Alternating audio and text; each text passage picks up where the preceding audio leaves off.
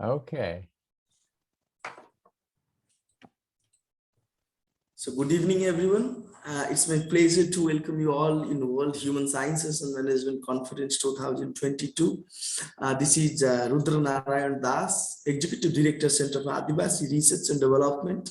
We are proud to announce that this conference is conducted along with Indian Institute of Management, Sambalpur, Central University of Odisha, Koraput, and Ravenshaw University, Cuttack. I welcome our speaker for today, none other than John Judis, and participants across the globe through Facebook and YouTube Live to listen, John. The broader theme of this conference is agnotological context, disciplinary practices of social sciences and policy frames. On behalf of Center for Adivasi Research and Development, I extend my profound gratitude to our patrons, Professor Dr. Sanjay Kumar Nayak, respected Vice Chancellor, Ravenshaw University, Professor Mahadev Jaiswal, Director, Indian Institute of Management, and Professor Sarath Kumar Palita, Vice Chancellor, Central University of Odisha, and the convener of this largest virtual conference, eminent Indian historian, Professor Chandi Prasad Nanda, and eminent policy activist, writer, and philanthropist, Mr. Charudat Panigrahi. The main outcome of this conference is to come up with the national and international framework for the education system in future. The crux of this conference will be the use of digital technologies such as artificial intelligence, augmented reality, and virtual reality that is being increasingly adopted after the outbreak of COVID-19. We hope this conference would help students, faculties, researchers, and all to expand their mental horizon and help the education system to adopt the best in future. Ladies and gentlemen, the Center for Adivasi Research and Development is a leading research-oriented institution promoting ethnographic, empirical, and evidence-based research for engaging and addressing the 21st century challenges globe is facing today.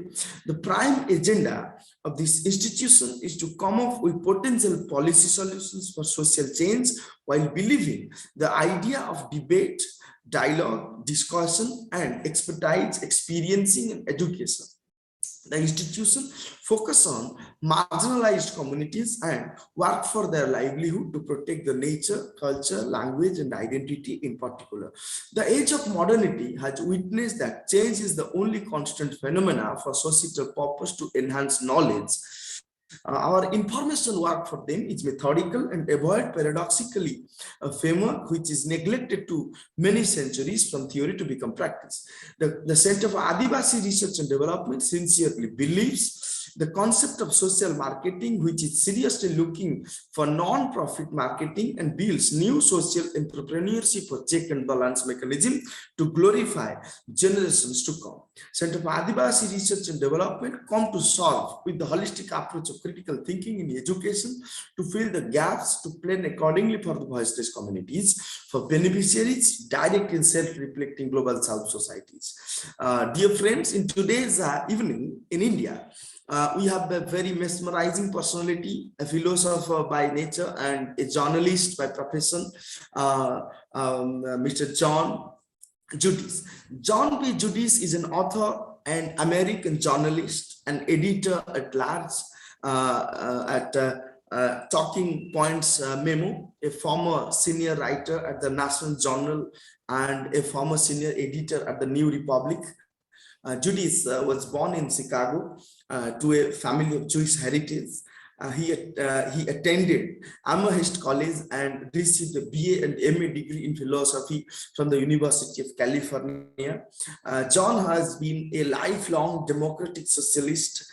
In 1986, while debating the objectivist philosopher Harry Binswanger, a disciple of Ayn Rand, in a televised debate, Socialism versus Capitalism, Judis laid out his version of socialism as being a inevitable socioeconomic arrangement of a post-capitalist society, where highly educated and industrialized society would invariably transform into social democracies with mixed market economics, personal property rights, and independent small and medium enterprises. The state intervention to regulate problems of capitalism and elevate suffering, a view shared by many modern sociologists, including Wilfred Strick and those of the mid-20th century progressives. The vision defined all of Judis' work as an author and is declared as prophetic by the author himself in his socialistic awakening published in 2020. In 1969, John was a founding editor of Socialist Revolution, and which was later renamed Socialist Review and then Radical Society before ceasing publication in 2009. In the 1970s, he was a founding editor of the East Bay Voice. He moved to Chicago in December 1976 to become the foreign editor in these times, a democratic socialist news weekly. John moved to Washington in 1982. He started writing for the New Republic in 1984, became a contributing editor in 1989, and joined the regular staff in 1995. He quit in December 2014, along with other editors, in protest of owner Chris Hughes' firing of the editor and plan to turn the magazines into a profit-making vehicle. He has also written for GQ, Foreign Affairs, Mother Jonas, and the New York Times Magazine and the Washington Post. In 2004, he published the Folly of Empire, what George W. Bush could learn from Theodore Roosevelt and Woodrow Wilson, an attempt to put the American invasion of Iraq in historical context. In 2014, he authored the book Genesis, Truman and American Jews and the origin of the Arab-Israel conflict, in which he discussed the connection between the Israeli lobby into the United States and the origin of the modern state of Israel. In 2016, he published The Populist Explosion, how the Great Recession transformed American and European politics. This book, which was widely reviewed, analyzed among other things, the remarkable success of Bernie Sanders and Donald Trump in 2018. He published the Nationalist Revival, Trade, Immigration, and Revolt Against Globalization, which attempted to explain the rise in nationalist parties and candidates, including Donald Trump, in September 2020. And Judis published The Socialist Awakening also in 2021. The Politics of Our Times has been published. So after that, without taking much time, I would like to invite John to talk about the parallel state of American politics. Please, John, start your talk. Over to you. Great, thank you. That's the longest introduction I've ever had. I am going to talk about mainly about the United States today, and I have to warn you that I am, to say the least, not an expert on what's going on in India, and probably almost everybody who's listening to this knows more about it than I do. So whatever application that you want to make to my to what I say to what's going on in India, you'll have to do, because I'm not going to pretend to be an expert on the subject. At the end, I am happy to talk about Western Europe. I know something about Western Europe, but again, I'm not an expert on the whole world. And mainly what I've done over the last 50 years or so is the American politics, and that's what I claim to have some expertise and knowledge about. And and that's what I'm going to talk to you about today. We're going through a very difficult time in the United States, which doesn't distinguish us from any other country in the world, but a few special things about it. The pandemic. Now, when the pandemic started, I thought, like many Americans did, we're this advanced technological country. We have this great biotech industry. We have this institutions like the CDC. We're going to get through this. If it comes here, it'll last a month. Well, it turns out that, in the Western Hemisphere, I think only Brazil has done worse than we've done in terms of combating the pandemic. So that's one problem. Our economy, we have very low unemployment by the numbers. I think it's 3.9%. But the labor participation, the actual percentage of people who are employed, has gone way down. A lot of people have left their jobs. So we do have an economic problem in the country. We also have inflation caused by a lot by the supply chains, by goods not getting to our shelves, by scarcity. Prices are going way up. If you want to buy one of these masks, like this, I bought 10 of them last week, and then I was going to buy my daughter 10 more, and the price had already gone up $10. You have to translate that into your currency, but that's in a week. There was almost a 75% increase in the price. Democracy. One thing, again, one always thought about America is that we have a very stable political system. And we had a civil war in the 1860s, but, since then, we've had our problems. But right now, we had in our last election, November 2020, an unprecedented challenge to the electoral process. And a president who was trying to sow doubts about whether the election had been fair, that were based on completely groundless facts and materials, on conspiracy theories about voting machines being tampered by who knows who, China, mysterious beings. So we have a problem with our democracy that we really haven't had in my lifetime. And finally, foreign policy, conflict with China. We're quarreling with Russia over the Ukraine. Again, 30 years ago or so, after the end of the Cold War, we didn't expect these kind of conflicts. People talked about a unipolar world in which America would reign supreme and could create peace and prosperity around the world. Well, that hasn't happened. Instead, we're in another era of conflict. So again, we have all these problems in the country, and the question is, why? Why have we reached this point in our history? And what I'm going to do today, you'll have to excuse me. I don't usually give real long talks, so I'm going to have to pause for some water, and I might even have to pause after a half hour for a break. So what I'm going to talk about is three things that really have contributed to the situation in our country now. The first is the breakdown of what people call neoliberalism. I mean, that's a kind of catchword that can mean many things, but I'll try to explain more specifically what I mean by it.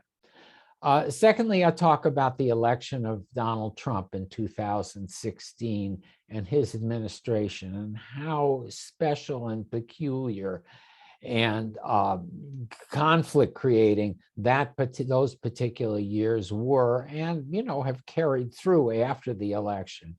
And finally, I want to talk about the pandemic and what the pandemic's effect has been, not just on the economy, but on the political psychology of Americans. And you might find something there that's relevant to what's happening in India. So let's begin with neoliberalism and what's happened to it. You can divide history, and I think this is particularly true in the United States because we have a kind of stable two-party system where one party tends to be superior and the system becomes stable, and then all of a sudden everything gets shaken up and we get a new party and a new set of ideas. So you can divide history into epochs or eras. United States, from the early 1930s through the 1960s, we had what's sometimes called New Deal liberalism. And after the World War II, you add the Cold War to it. And so you have Cold War liberalism. One of the key ideas of that was that if you raise people's wages, if you have unions, if you have a government that provides welfare to people, that'll create economic demand, that'll lead to more profits. In other words, you have a kind of economy that's driven from the bottom up, and everybody profits because you have wages going up so people can buy more things. Then you have companies that make greater profits. The profits go into taxes. Taxes pay for every, welfare. So it's a kind of virtuous circle, and it's a economics identified with John Maynard Keynes. Along with that, an international monetary system based on the dollar, but with countries being allowed to have tariffs to protect their industry, restrictions on the flow of capital, and also restrictions on immigration, on low-wage immigration, particular, which again has a tendency to put pressure on wages. So you have all these kinds of elements of this New Deal liberalism. In the 1970s, a lot of problems in the world. You have an energy crisis. You have the beginning of real competition in the West. It's no longer the United States as being the country that has 50% of the world's GDP. Now you have Japan, you have Western Europe, West Germany in particular as competitors. Companies feel themselves threatened by competition from abroad. They also feel themselves threatened by labor organization below, and there's a kind of profit squeeze. And that leads to, on the one hand, a more aggressive business class, and on the other hand, to a new theory of economics. And sometimes the theory of economics is called supply side economics. And it's the kind of economics that's associated with, again, what's called neoliberalism. And the idea is almost the opposite of what I was talking about with New Deal liberalism. The idea of this kind of neoliberal economics is that the reason that we don't have prosperity is that the government is interfering too much in business. And if you start lowering taxes on the wealthy and on business, if you start removing regulations, environmental regulations, labor regulations, if you weaken the role of unions, then companies are going to make bigger profits. Those profits, in turn, will get plugged back into the economy as more jobs and investment and higher wages. So everybody will profit, but it comes from the top down, sometimes derisively called trickle-down economics. But that was again the theory of economics connected to neoliberalism. The second aspect of this was sometimes called globalization. And it was the idea that if you remove all these various barriers on trade and capital flows in the world, in the global economy, what you would have is a kind of effect of the, what Adam Smith called the invisible hand, but working internationally. Everybody would prosper. All the countries would profit from this kind of free trade order. Free trade, free capital, and also free immigration. I mean, the United States still has immigration restrictions, but they become drastically reduced after 19 1965 and then again in the 1990s. And you also have a lot of illegal immigration. So Europe and the United States, that really changes the situation. So you have globalization, you have the supply side economics, and then, I mean, to add the last element, you have, beginning with the end of the Cold War, the idea that if we bring countries like Russia and China into this global capitalist order, they will become eventually liberal democracies like the United States. And again, you'd have a kind of peaceful, prosperous world with no conflict, over which the United States would kind of act as an enlightened monarch. That's the vision that you get in the United States really in the 1990s. And it does have a period where it seems to be working. Let's say about 1996, 1997, when you have the internet boom in the United States, you have this kind of unprecedented prosperity. You know, you have so few things happening in the Balkans with Bosnia and Kosovo that involve military intervention, but it looks like the world is becoming more peaceful and integrated. Russia's becoming capitalist. China's becoming a capitalist country. So you have, again, this period of utopianism in the 1990s connected to this neoliberal order. And that's the background to what's going to happen in the 21st century, because what happens in the 21st century is this dream gets dashed on the rocks. It ends up being a nightmare.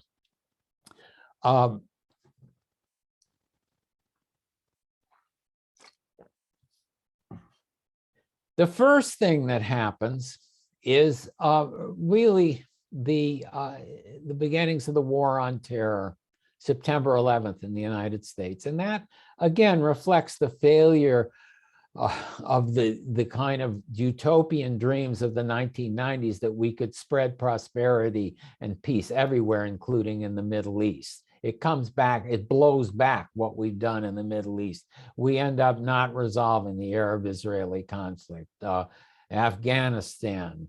So that blows up on us, and that has more of an effect initially in some ways on Europe than it does in the United States, because it becomes fused there with fears about immigration. That happens later in the United States. But that you could see that right at the beginning in the early 2000s, and that fuels the rise of a kind of right-wing populism in France, in the Netherlands, and various other countries. So that's really the first thing that happens. But again, the main event is really the economy. And in the United States, you get a dot-com crash in 2001, 2002. Where all these little companies that had been getting enormous stock prices crash, and what's left is a computer economy driven by some giant corporations that are familiar to everybody. You know, Apple, Intel, Microsoft, Google. But before that, you know, thousands of companies go out of business in the early 2000s. We get along all right for a few years, but then comes the Great Recession. And the Great Recession, again, is global in its scope. And that really undermines the promise of supply side economics and neoliberalism and free trade. What you get in the United States is a strange kind of reaction. I mean, we're a country that was based upon opposition to tyranny and monopoly from Britain. Again, you know all about this. We were the first, the anti-colonial revolution against the Great Britain, and there's a kind of anti-statist view built into the American consciousness.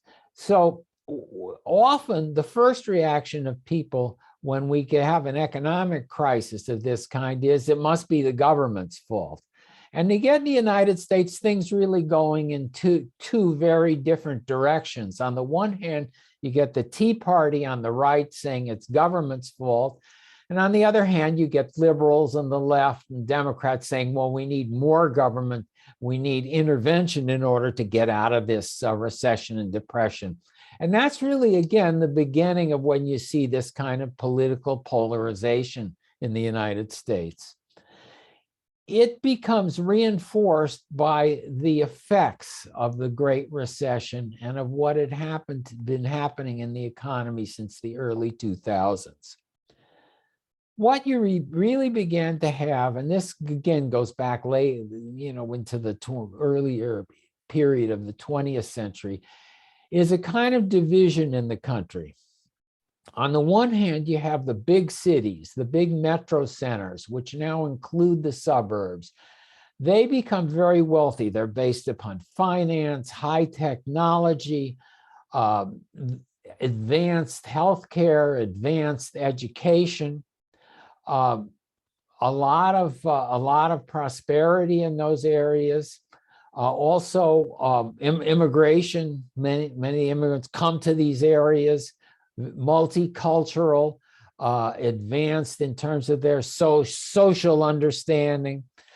On the other hand, in a lot of the small towns and the Midwest and the middle-sized towns in America that had been based upon heavy industry, on the steel industry or on furniture or what have you, on making things, a lot of those businesses are wrecked and go out of business. First, what it begins in the late 20th century when a lot of those firms go to overseas in search of lower wages and lower regulations. Then in the early 2000s, what you get is China and competition from China.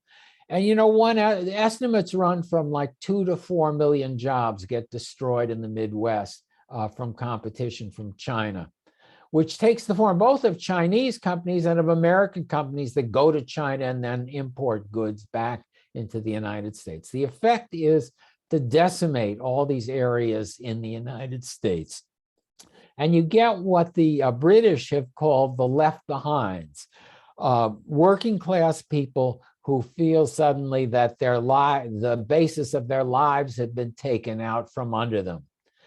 These, again, are people who look forward to lifetime employment. Most of them did not go to college. They worked in factories. They expected their children to work in factories or in mines. They didn't expect their jobs to end. They had communities, churches, bowling alleys, what have you, based around their work and their homes. All this becomes undermined in the early 2000s, climaxing in the period of the Great Recession. And the economic changes, you could call it the economic geography of the country. Whoa, who's this? Jazzman Pat jumping onto my screen. Oh, these are just people entering what you have then is a cultural clash that's based upon economic differences, basically. And it extends to all kinds of things. Guns. People, again, who live in the country, who live in small towns, see guns as a way of protecting themselves, protecting their homes. On the other hand, people in big metro centers see guns as a threat, as something that's going to cause crime. Family, the idea, again, within the advanced metro centers, Chicago, Washington, D.C., where I live, Boston, New York, San Francisco, Bay Area, Los Angeles, you get socially liberal ideas about the family, about homosexuality, or now about transgender, about race and civil rights, about immigration. You get just the opposite again in the parts of the country that have been decimated over the last 20 years. So out of the Great Recession comes this cultural clash. You also get, again, disillusionment about free trade and about U.S.-China relations and about this. You would read these statements in the late 1990s and the early 2000s from experts in Washington, D.C. or at the university saying that the putting China in the World Trade Organization is going to create millions of jobs in America, great prosperity.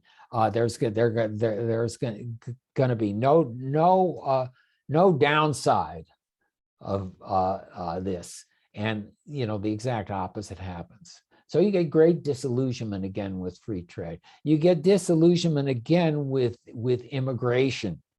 Immigration again seen as a threat, particularly in these towns that are suffering from low unemployment. The unions themselves become destroyed. People are working for things like Walmart, these huge shopping. They work as shopping clerks for low wages, who once worked for middle-class wages at factories or mines. So immigration, trade, all these things suddenly become problematic, particularly in these parts of the country, the mid-sized towns and the small towns and the countryside. One other thing let me add too is again the threat of climate change, which early 2000s becomes a pressing problem in the United States. And that also divides the country along the same lines of economic geography and culture, because again, many of these regions that have been decimated, have lost factories, have lost mines, are also parts of the country that depend upon resource extraction, oil farms, natural gas, coal, and see an attempt to reverse climate change through environmental regulation, through replacing fossil fuels with renewables as a threat to their livelihood and way of life.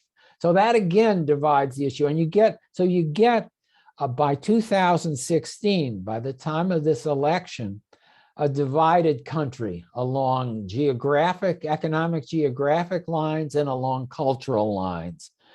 And Trump, you could say, exploits those differences. You could also say he's one of the first candidates who understands them. And you get this kind of odd thing in the 2016 election where you get Donald Trump on the right and Bernie Sanders on the left taking very similar positions on trade, on multinational corporations leaving the United States in search of lower wages and regulation and leaving American workers in the lurch.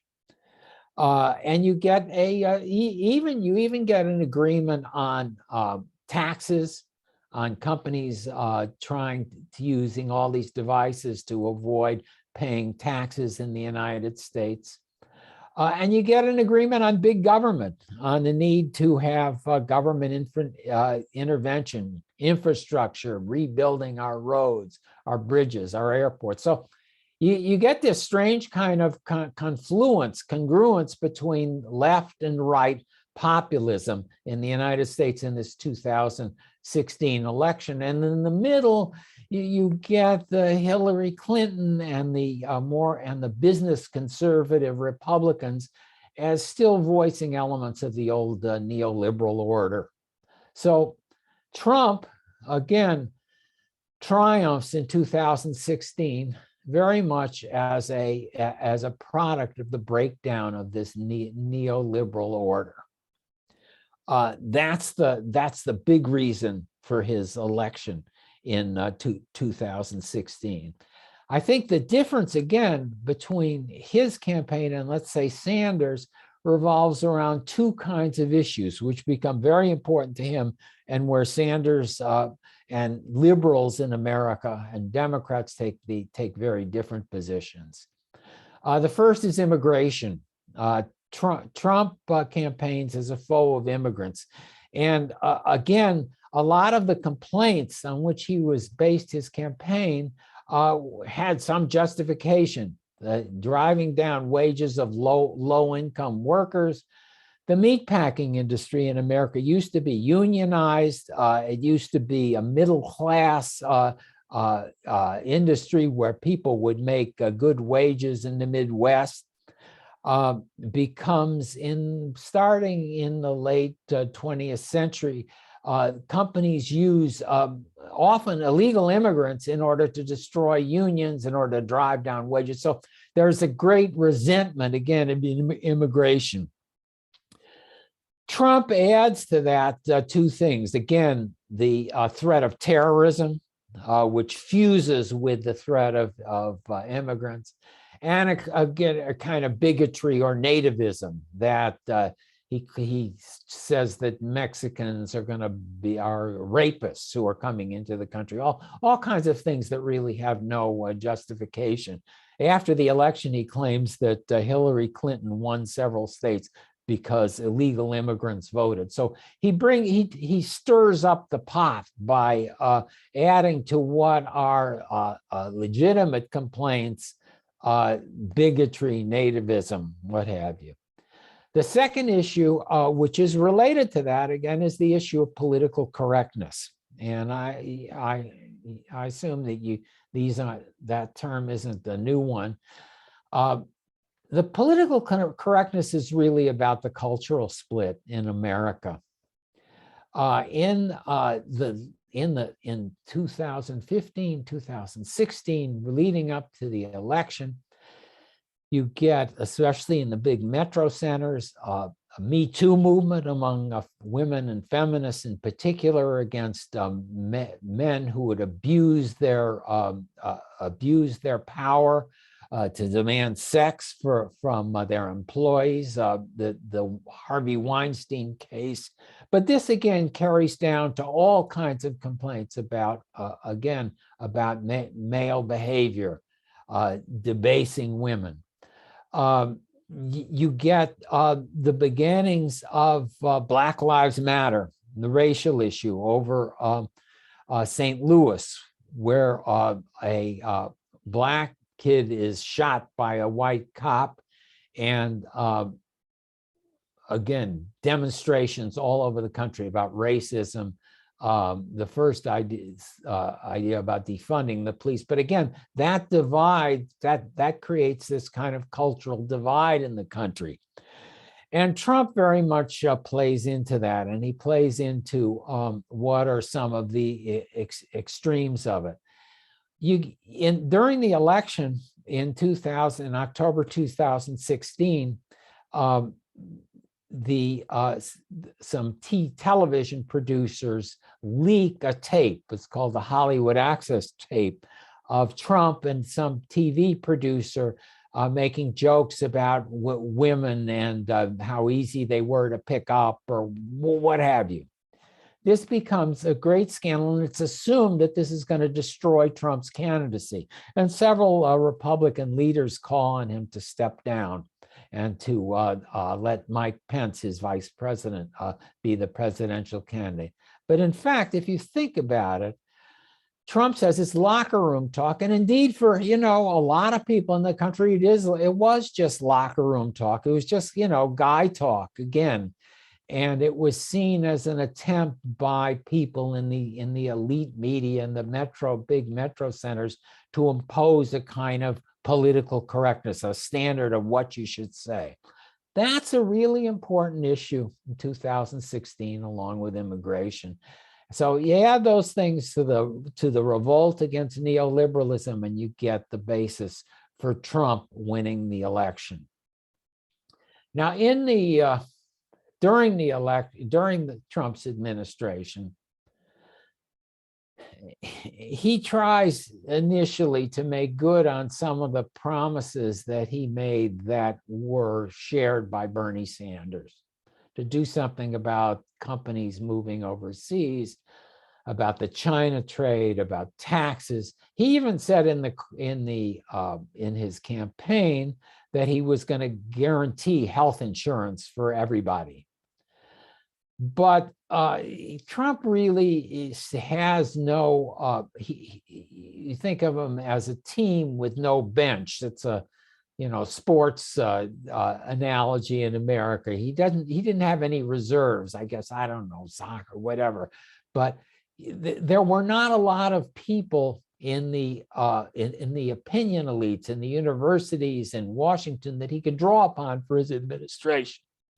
And he was very much at the mercy of business Republicans who, took a much more traditional view of the relationship between business and labor and what corporations could do. They were still part of this kind of Ronald Reagan supply side consensus. So what Trump actually gets accomplished legislatively is really along the lines of what any Republican would have done. And he gets himself also wrapped up with the attempt to eliminate health insurance rather than to expand it in the United States. So Trump, to a great extent, becomes captive to these old neoliberal ideas, and that contributes to his unpopularity. What Trump does maintain from his campaign, and what becomes really the hallmark of him, well, I'd say, let's say one thing is he really tries to do something about China, and that's important, about the China trade.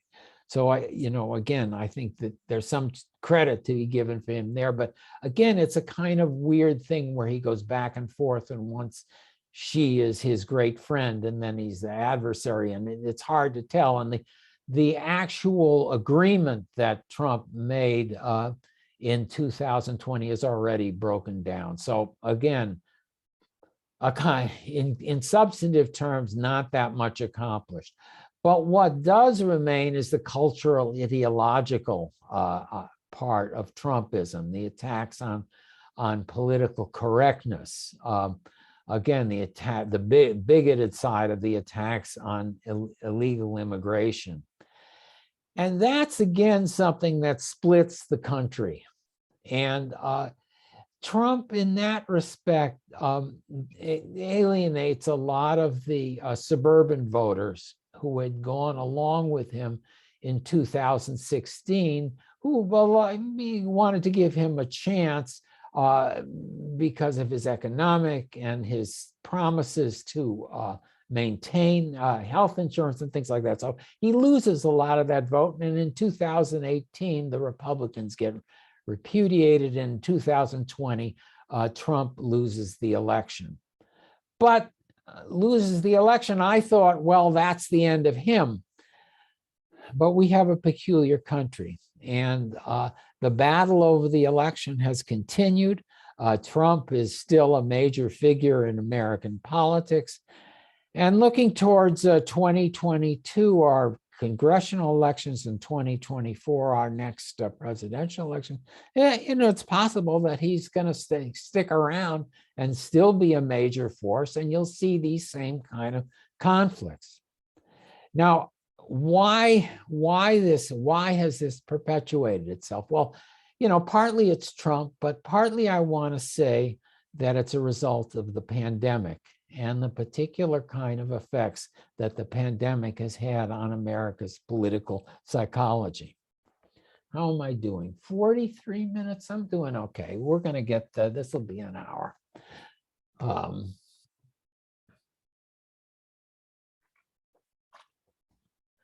The pandemic, starts in the United States in early 2020. We keep thinking it's going to go away, and it just gets worse. And we're, presently in the grips of Omicron.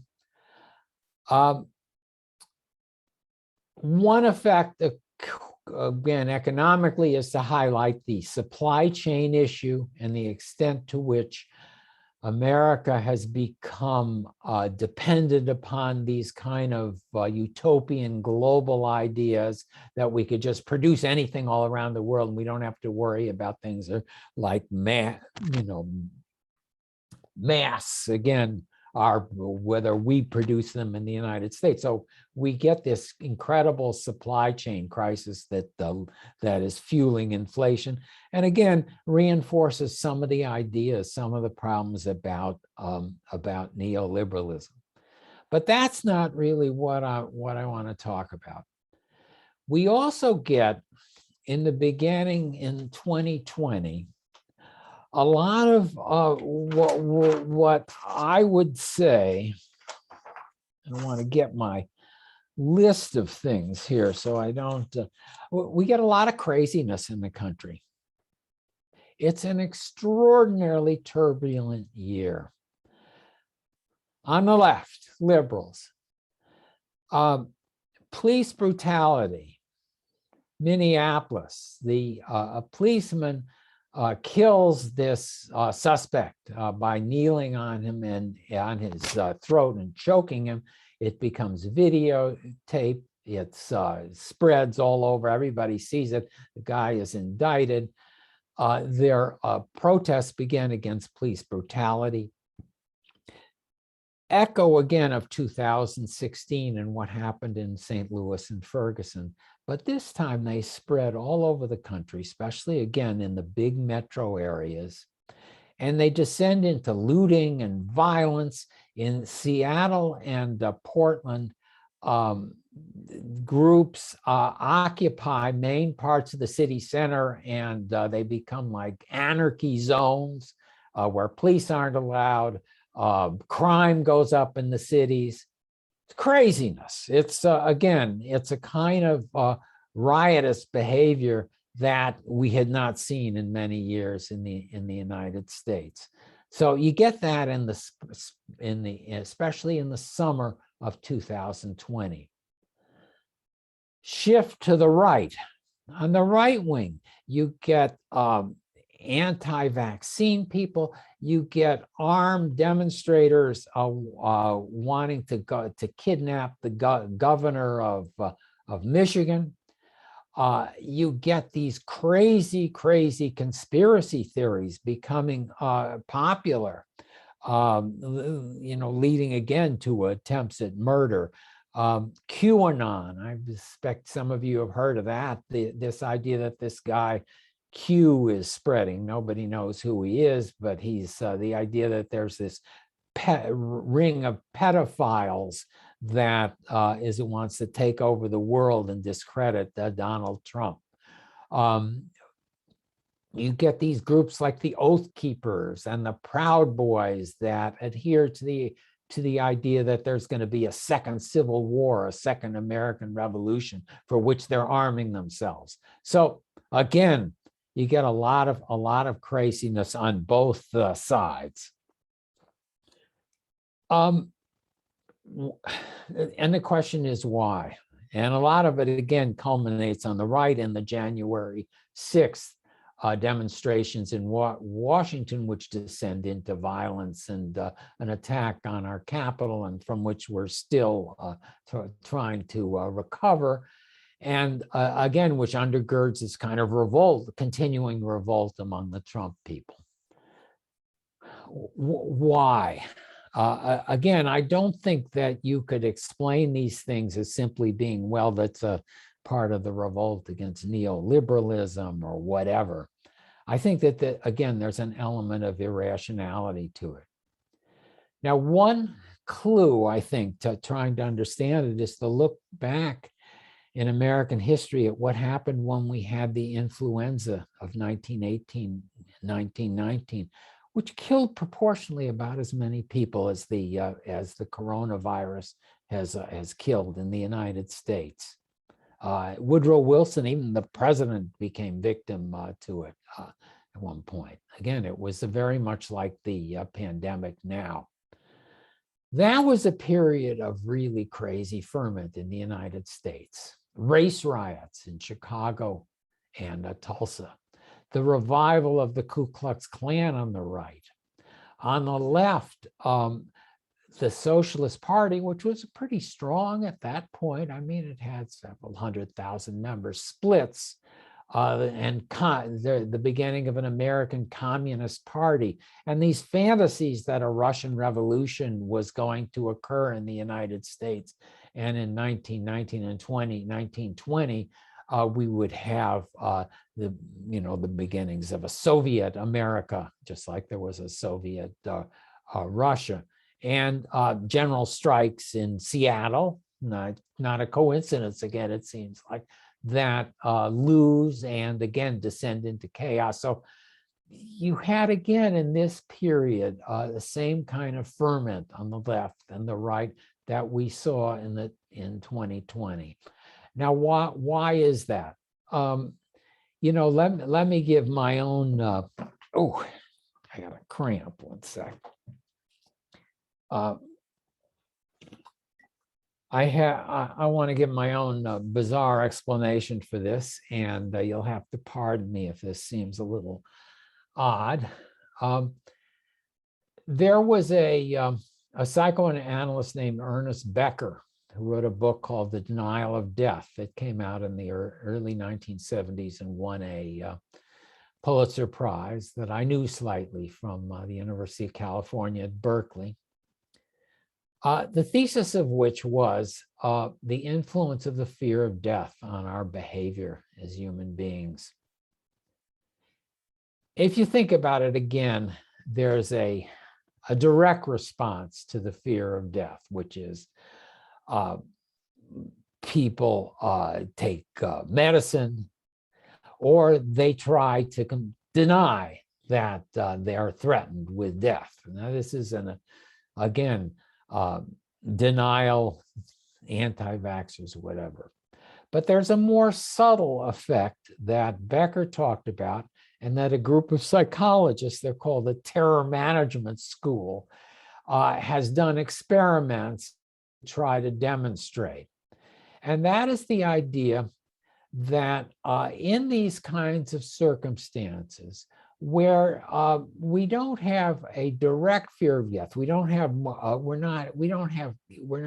a doctor telling us we have cancer, we don't have somebody pointing a gun at us, but where this fear is kind of lingering around in the back of our minds, where there's this threat, this danger. What that reinforces is a desire to see ourselves as being, in a sense, having a self larger than ourselves, being identified with a larger fate. Religions serve that purpose, the idea of immortality. So does the idea of being part of a group or a nation that is larger than oneself, giving yourself for your nation. So is having a strong ideology that identifies you with a larger group. Again, so that you don't feel isolated, threatened, yourself alone by the fear of death. Charismatic figures, charismatic politicians, having a leader whom you identify with. So all these kind of tendencies can be seen as responses to a kind of lingering fear of death. A lot of things I'm talking about, identification with a leader, groups, etc., a religion, predate the pandemic. What the pandemic does is reinforce them. So what you get, again, is in the United States, is it reinforces what you could call a tribalism, both on the left and the right.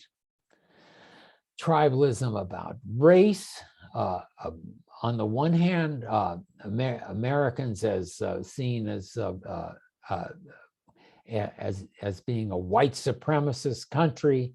The New York Times publishes this series called on the 1619 Project that claims that the American Revolution itself was fought in order to preserve slavery, an idea that, again, that has very little basis in history.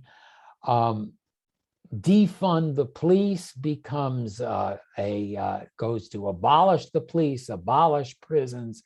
The police themselves are seen as simply a white supremacist group.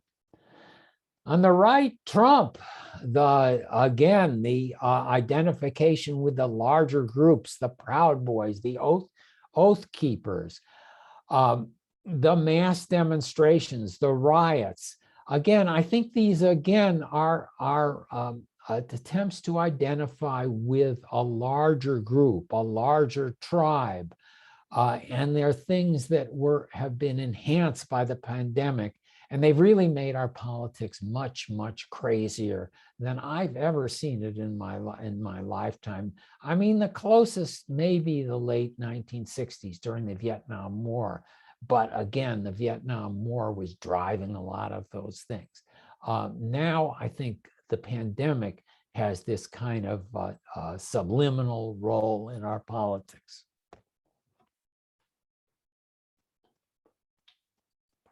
Oh, man.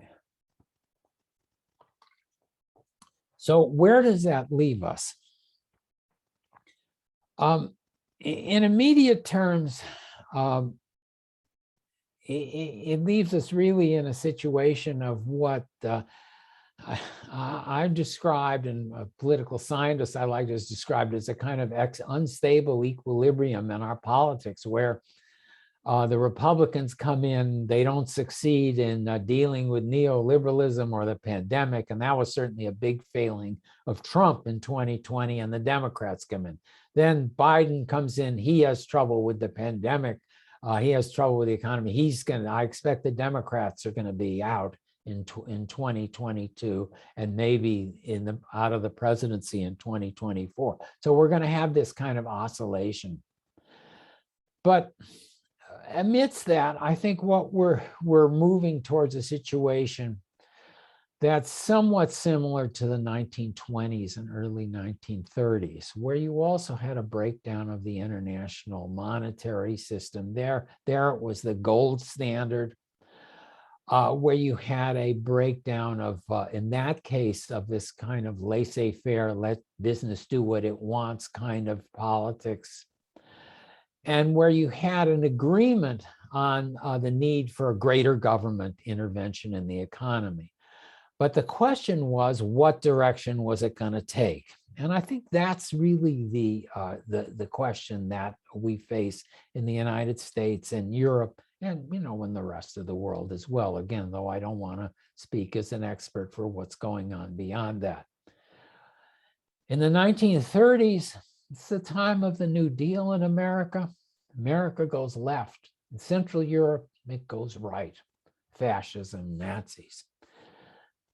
Both cases, big government, an attempt to get a hold of things, to create a new epoch. I think we're in a kind of situation like that, and it's going to play out over 10 years, 15 years. And there's all kinds of imponderable elements to it, like the rivalry between the United States and China, which I don't pretend to understand, and I don't know what the outcome's going to be. So I think we're in very uncertain terms, but also very turbulent terms. And as I see it, again, I think we're at a kind of crossroads between left and right, and it's going to take 10 or 15 years for it to play out. So I welcome all your questions. I told your moderator that I have this genetic problem with hearing deep voices, and also voices with any kind of accent. So if you want to ask questions, in some case it might be necessary to put them on the chat, and I can answer them that way if I don't fully understand what you're asking me. But I'll try to deal with whatever you want to ask me.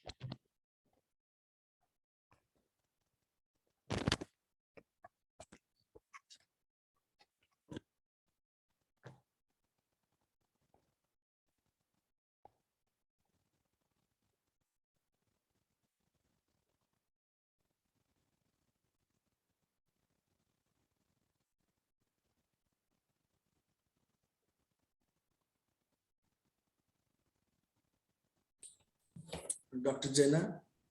Yes. Please carry forward the session. I think what I'm going to do is put in my... Yes. Can you hear me, sir? Hello? Yes. Thank you so much, sir, for your wonderful and very insightful deliberation related to American politics, this social democracy and democratical and leadership concept, the way the cultural heritage of this, one of the best, you are rightly mentioned about this capitalistic approach of this country, and about your insights related to policy decisions and the leadership perceptions. With this particular note, I would like to invite some of your lights on your country's perspective, the holistic narrations. Sir, do you feel the American democracy is one of the best democracy or democratical practices in the world ever? And then you rightly mentioned about 1930. What happened in 1929 in Manchurian crisis? The economic recession which entire globe faced first time forever in the map of global order. What is your assumptions in of the takeover of America from UK or from Europe, the one continent to another continent? What is your suggestions? What is your observations in deeping thought of deep insights of USA to becoming one of the largest and most important superpower of the globe? So maybe you could summarize that question for me on a chat so I just understand it better. Okay, don't worry. I will write, sir. I will write. Don't worry. Sir, otherwise you can go to the chat and you can answer from there, sir. I see. Okay. Okay.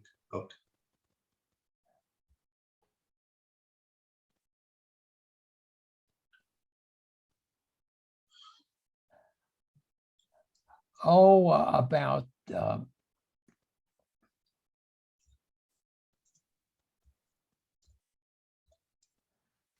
it's about the role of the infotech on our elections and on our democracy, Facebook and things like that. Is that really what you're asking about?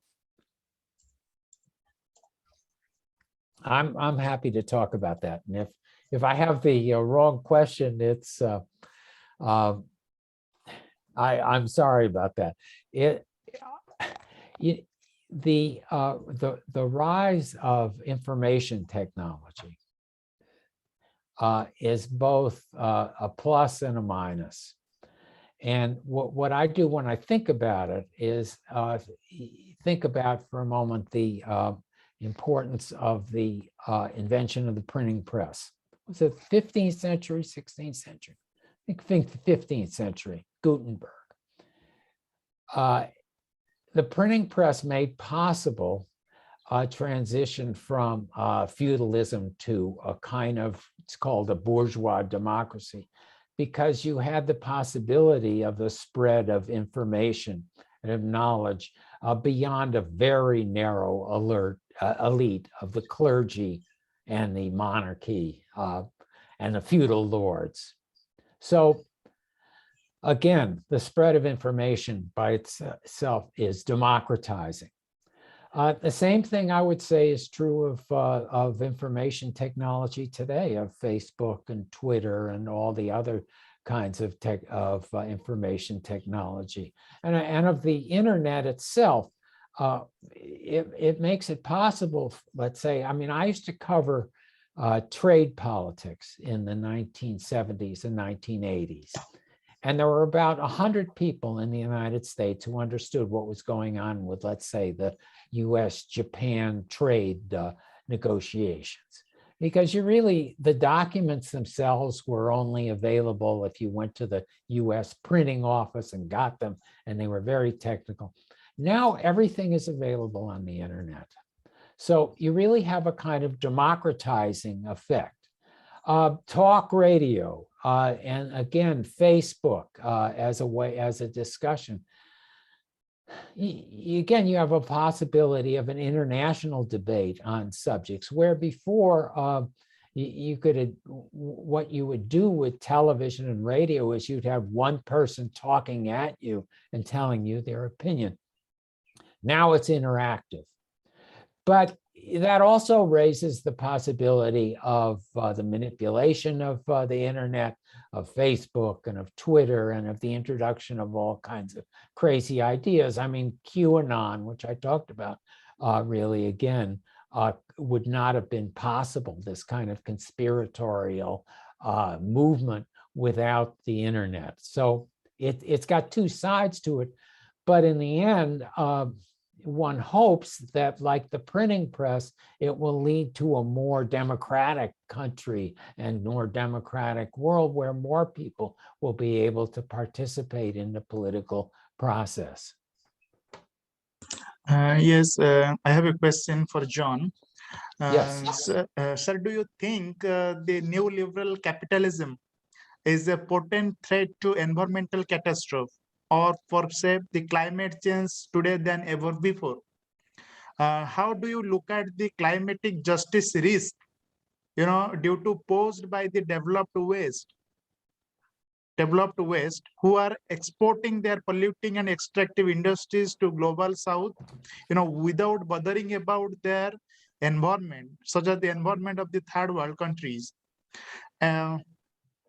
And global North is always talking about the common but differentiated responsibility for third world countries. Now, how do you look at the double standard of morality or Machiavellianism nature of developed countries? Okay, that's an area which I'm not an expert on, but I have opinions. And in the United States, we're really are blocked in doing anything about climate change, whether in our country. First, let me say first, it's an issue that has to be dealt with internationally. That's obvious, and it's the same thing with the pandemic. It's not a we inoculated ourselves to some extent, but Omicron didn't come from Peoria, Illinois. It came from South Africa. Again, the African continent, much less inoculated. Climate change, again, international problem. Among liberals and Democrats, there has been since the 1990s, since when Al Gore was vice president, an attempt to do something about it, and I think an attempt to do something about it that would recognize that the problems about the North and the South, about developing countries, but we're really blocked in the United States, partly because of the factors that I talked about. That if you look at the map of the United States and where Republican people who don't want to do anything about climate change are located, again, it's in a lot of those states that are most dependent on resources extraction, on fossil fuels. And that includes farm states and fertilizer, which use, again, fossil fuels. So in our country, we just we've been deadlocked, and I don't think if you took the Paris Agreement and tried to take it to the Senate, it just wouldn't pass. So it's not just even a question of doing anything about North and South. It's getting some agreement about doing anything in the United States about climate change. It's another area, incidentally, too. Let me just add where again the fear of death and destruction is important. We have two movies that are popular in the United States. One is called Don't Look Up, which is about a meteor hitting the United States. It's sort of based upon, and the world is destroyed. So again, evokes this theory that of an international disaster. And the other is called Station 11, which is about what the United States would be like after a pandemic hit the world and killed almost every inhabitant in the world. So again, climate change is something that we have to deal with politically and psychologically, and we've had trouble on both sides.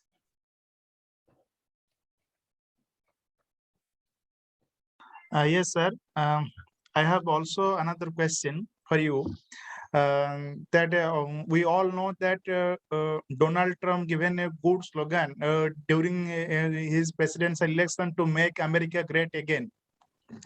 My question particular is in the post-truth political world order, emotions are playing pivotal role in shaping the behavior, shaping the behavior of suppose the voting behavior and mindset of the people.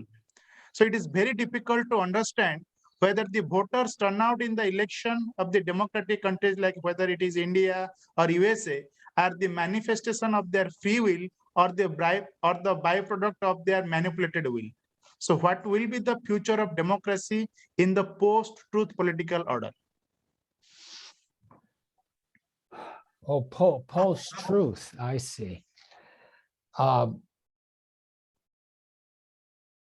We don't know what the future of democracy is going to be. And it's partly a question of our political economy and whether we can possibly reconcile these two sides of this division that's arisen in the country.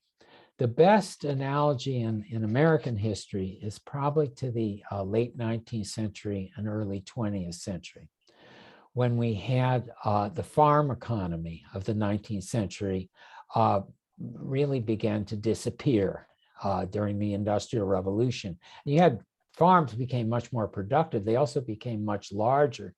And where 70% of Americans had worked on farms by, the 1920s, it was down to what, 20% or something like that. Now, in that process, the people who worked in farms and in those areas revolted. And that was the basis, again, populist, socialist, Klan, all these kinds of things. And the reconciliation took 40 years, 50 years. It took the Great Depression, World War II, which again brought Americans together to really resolve these problems and to create a new level of democracy. Maybe it took till the 1950s, civil rights, because what happens in the course of this ferment go back to America in the 1890s is the South prohibits blacks from voting because they're worried again about this unity between working class whites and blacks. So we have a very similar kind of situation here where voter suppression is a big issue. And to some extent, it's gonna have to be resolved by the direction that the economy takes over the next 10 or 20 years. And I don't know, again, what it's going to be. And in our prior time, it really took a depression, World War II, and then a civil rights revolution to move us to a new level of democracy. And our director card, Dr. Vikram Jana had a question. So what is the major political economy of USA to autocracy by nature as a superpower overall and particular the third world countries? What's the measure of it to autocracy?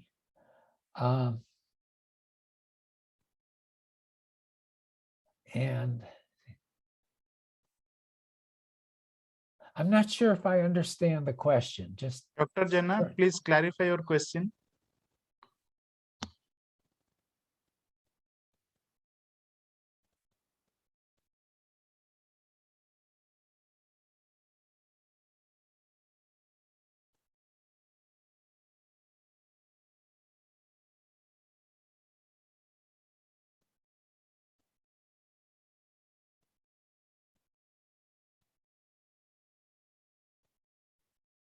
Is the question, is there some way in which superpowers become autocracies? Is that the question?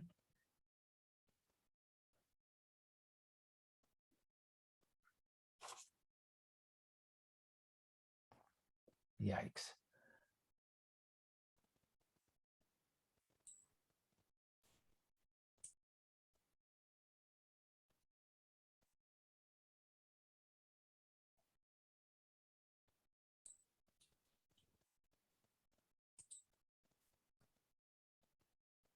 So Dr. Jena is asking what is the major political economy of United States to autocracy by nature as a superpower overall, and particularly the third world countries. So what is the measure? Do I have this right? I see the question. By nature as a superpower. What's the relationship of the United States to autocracies overseas? Is that the question? No. The question is, sir, what is the major political economy of USA? How to he supremacy as a superpower? What is the source of income of America? It's What's to the, sell. what's the source, It's on the source of our, source of America. It's to sell the fear and favor, or to demoralizing the maximum kind of the weapons particular, to do the war. What is the economy? boy, I'm just having all kinds of trouble here.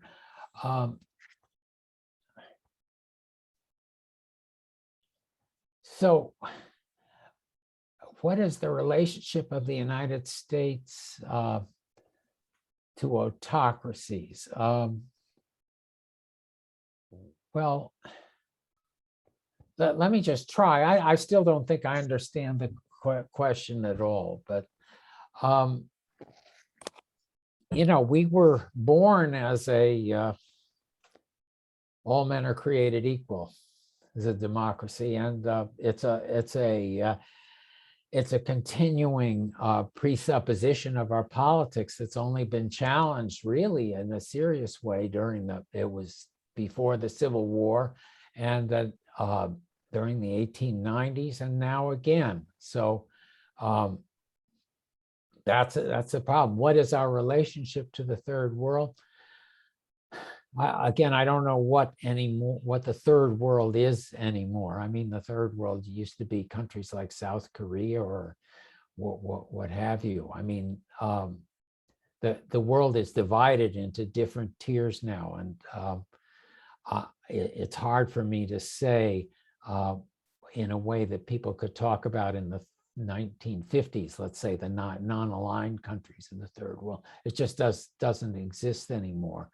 And the main fulcrum around which the world seems to revolve again is the US-China rivalry, which is affecting a lot of other things. So, but again, like I said, it's hard for me to understand it because it's not it's easier to understand the economic dimensions than the political and geopolitical dimensions. But I'm not sure, again, that that's what you wanted me to talk about.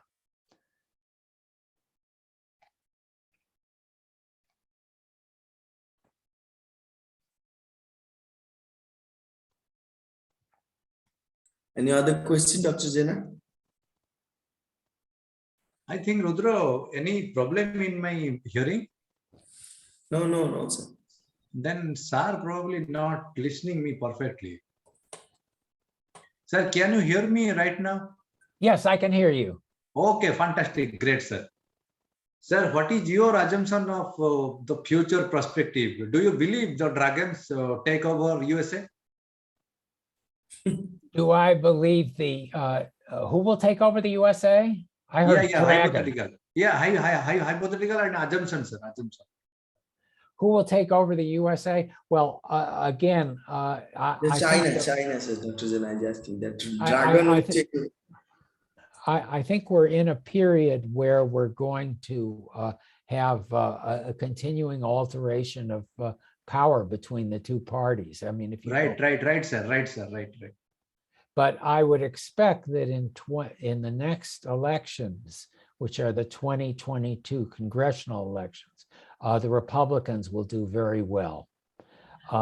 There is widespread disillusionment with Joe Biden. He was a kind of placeholder, if I can use that expression. He was a non-Trump. I mean, that's the way he won the election. He was somebody who didn't have a lot of minuses, negatives associated with him, but didn't necessarily have a lot of pluses. He's a veteran of the United States Senate, and of the kind of insider politics that goes on within a legislative body.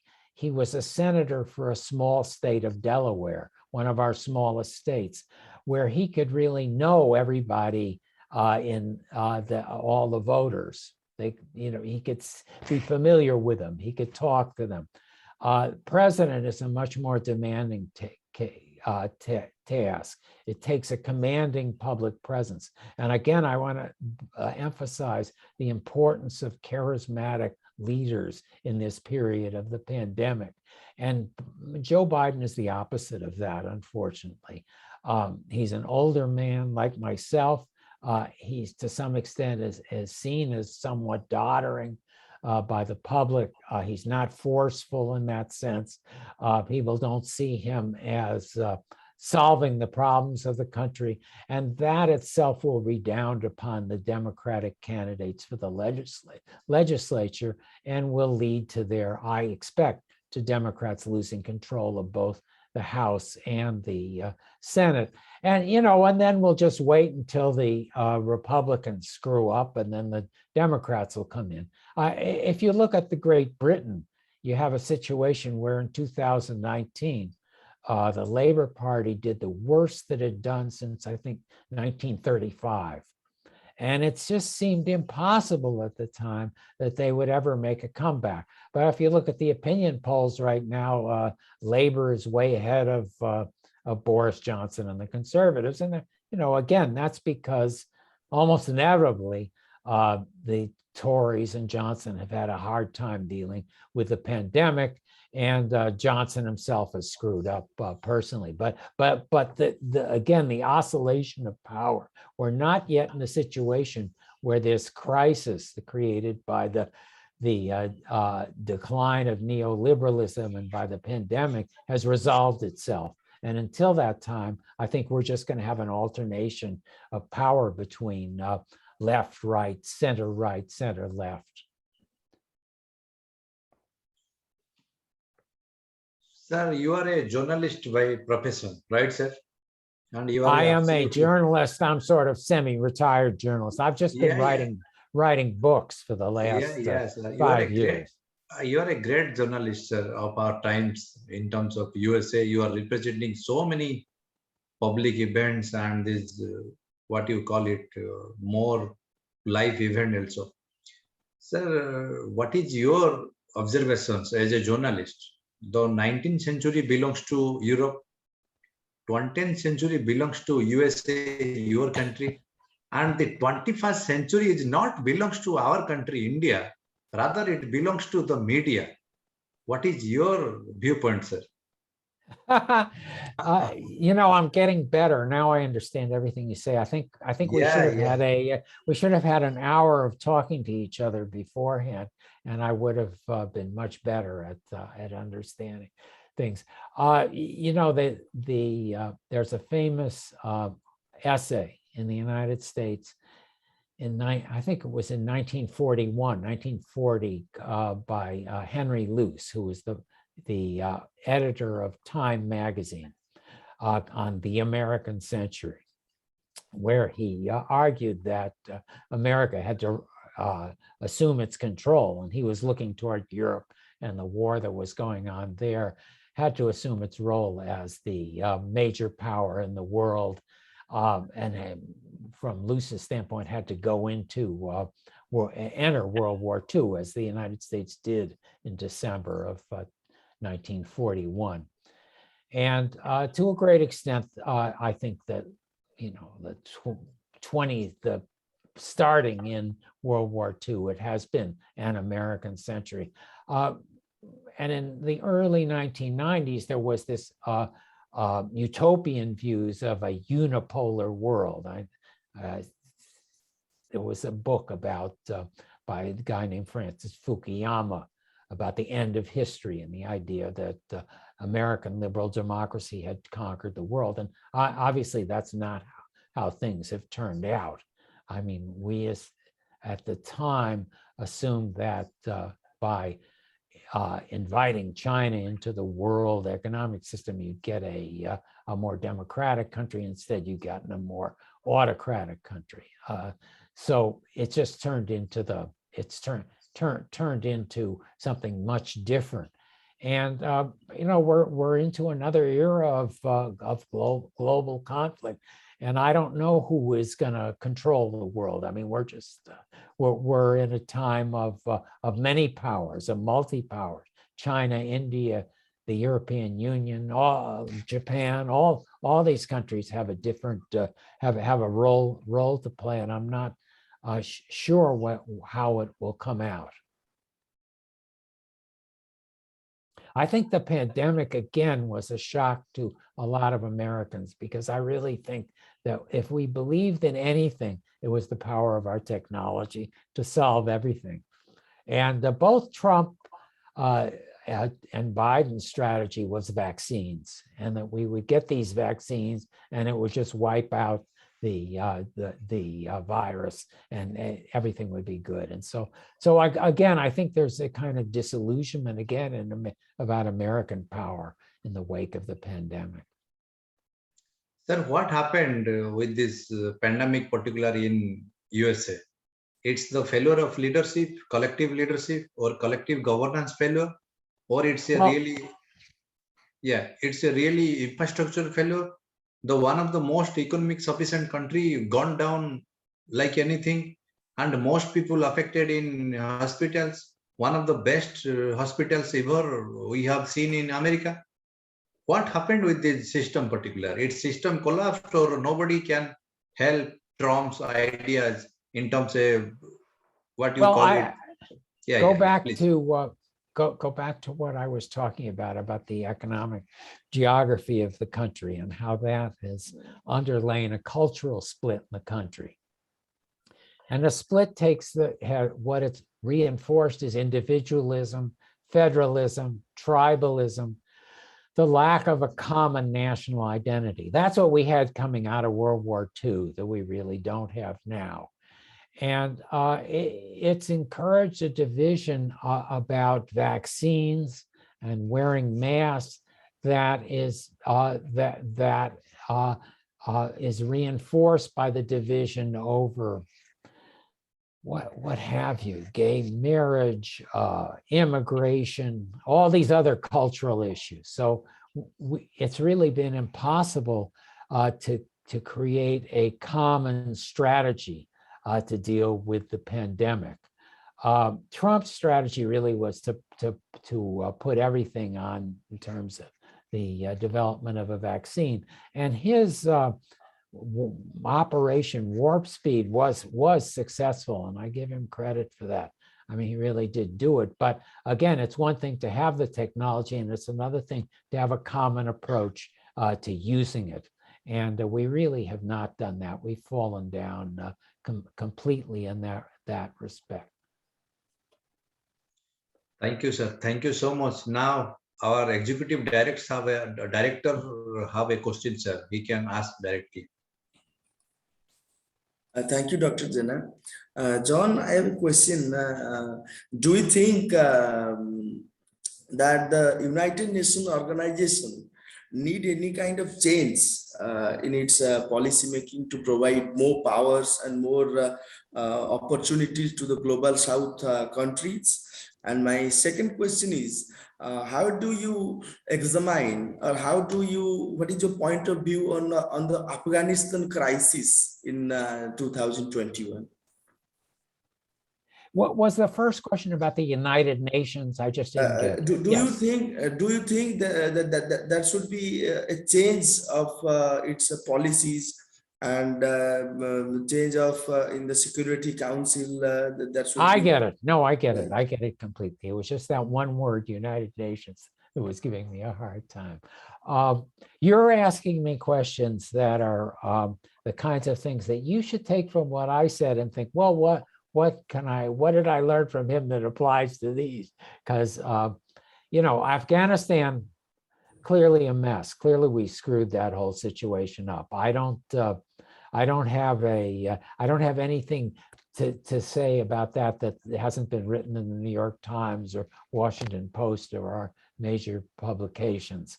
It was the first real active incompetence by the Biden administration. And I think it led to a lot of disillusionment in the public with them that was then again reinforced by the handling of the Delta and Omicron variants.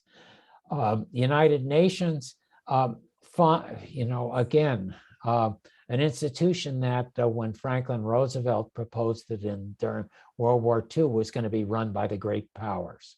It's going to be run, China would be sort of our puppet country, but we'd have France,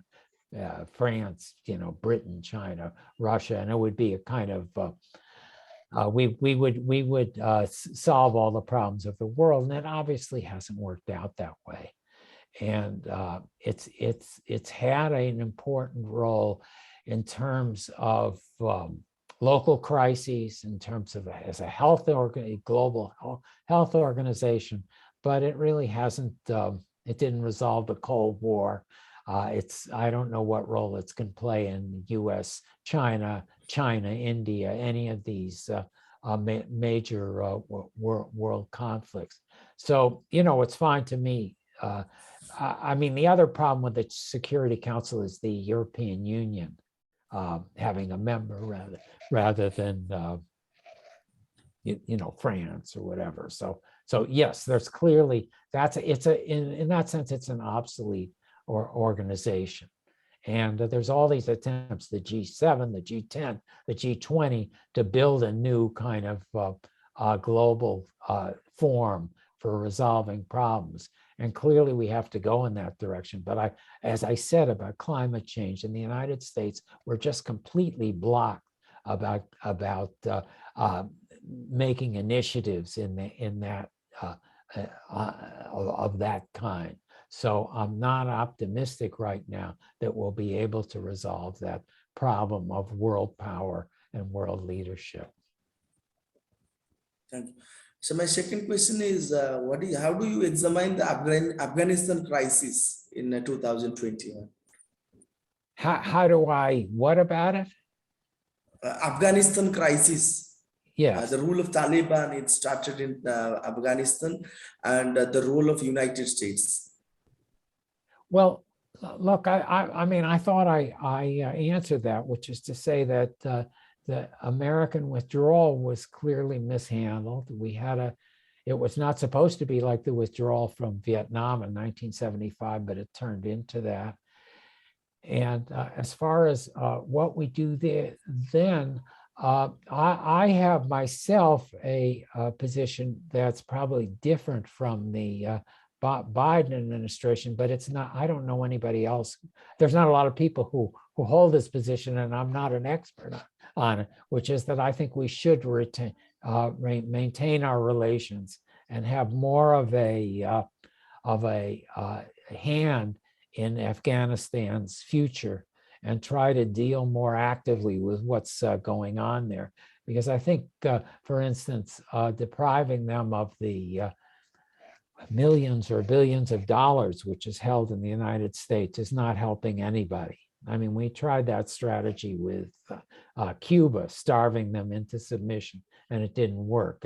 And so I would like to see us take a more active role and a less. Again, I think it's an assumption we've had before that if we punish these countries, Iran, Cuba, etc., somehow they'll come to their senses and they'll act the way we want to. But it hasn't worked.